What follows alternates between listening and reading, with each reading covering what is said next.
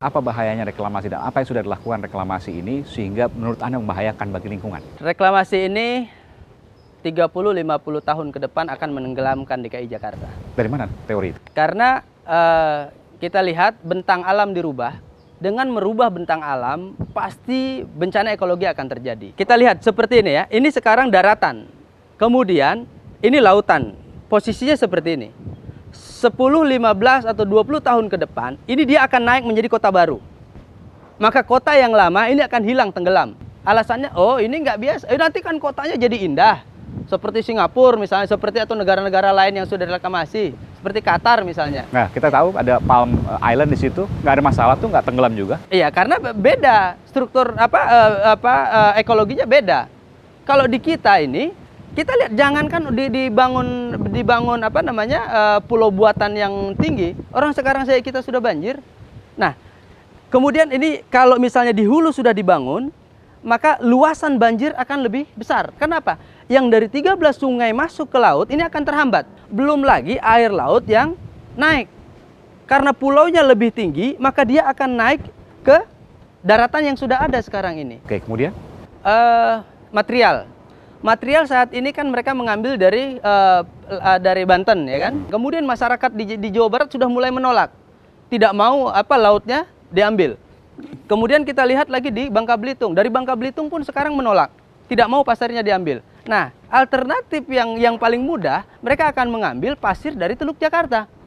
Nah, ketika mengambil pasir dari Teluk Jakarta, material yang diambil dari Kepulauan Seribu, maka sudah menenggelamkan 4 pulau di Pulau Seribu. Tidak berpenghuni. Nah, benar tidak memperhuni, tapi kan mempengaruhi. Apa pengaruhnya dengan hilang pulau yang tidak kita berpenghuni? lihat kalau pulau itu sekarang mengerucutnya ke atas kan, di bawahnya itu masih lebar begini. Tapi dengan di bawah digali, kemudian disedot pasirnya, maka tidak menutup kemungkinan dia menjadi seperti ini.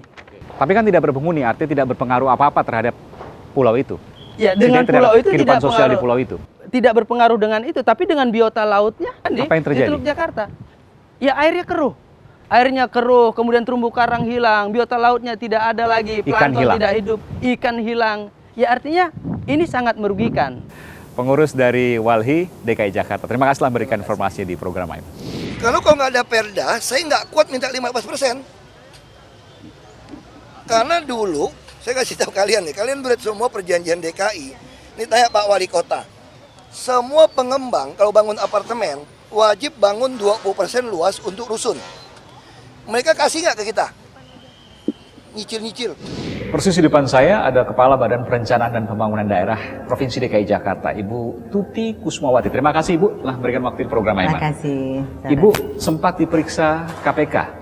Apa yang ditanyakan mereka KPK kepada Ibu terkait reklamasi? Terkait reklamasi pastinya sesuai dengan panggilannya. Tapi materi-materi apa itu kan hak penyidik. Iya, apa misalnya Bu yang bisa Ibu sampaikan? Ya seperti yang saya sudah sampaikan kemarin, barangkali kita perlu menjelaskan sejelas-jelasnya perbedaan antara 15% kali NJOP kali luas lahan yang bisa dijual dibandingkan dengan konversi dari 5% luas lahan. Oh, ini soal kontribusi ya? Iya, soal kontribusi. Banyak berputar soal kontribusi itu. Antara lain. Tidak hanya Ibu, yang saya catat kemarin juga ada asisten pembangunan dan juga Pak Heru Budi Hartono, Kepala Badan Pengelola Aset dan Keuangan Daerah DKI Jakarta. Apa kaitan Pemprov DKI dengan korupsi reklamasi? Yang jelas kami pihak eksekutif ini kan yang pihak yang menyusun raperdanya ya.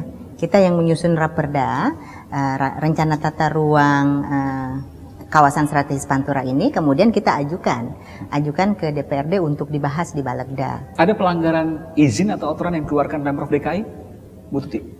Kalau untuk izin-izin yang dikeluarkan pastinya kita landaskan pada aturan yang semestinya ya. Jadi izin keluar pasti ada landasan hukumnya yang kita yakini bahwa memang itulah landasan hukum yang karena ada tudingan dari Wahana Lingkungan Hidup Indonesia Walhi yang menyebutkan bahwa izin gubernur yang dikeluarkan tahun 2014 dan 2015 itu tidak berdasar karena Perpres 2008 kemudian Perda 2012 itu hanya mengatur reklamasi yang melanjutkan dari darat, sementara reklamasi yang diberikan izin oleh gubernur tahun 2014 dan 2015 adalah pulau yang berarti di laut.